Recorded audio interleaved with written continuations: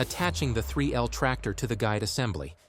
This video shows how to attach the Autobox dual belt 3L and 3LS to the guide assembly on the lightweight positioner, and how to verify the mount is secure before you run. Before mounting the tractor, make sure the guide tube assembly is already mounted and clamped in the lightweight positioner. Remove the lower quick-release pin from the Autobox dual belt 3L or 3LS hose tractor.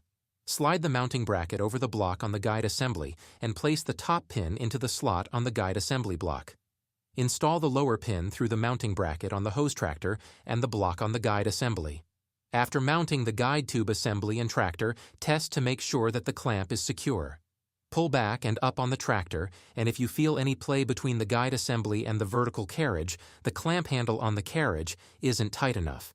Adjust the clamp handle tension with a 5mm Allen key, following the instructions on the decal on the vertical drive.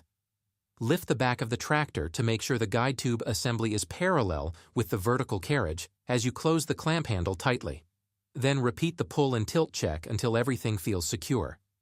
With the Autobox 3L securely attached to the guide assembly and the guide assembly firmly clamped to the lightweight positioner with no play, you are ready to connect the tractor to the controller. If you need to confirm any details, you can find a link to the full product manual in the video description.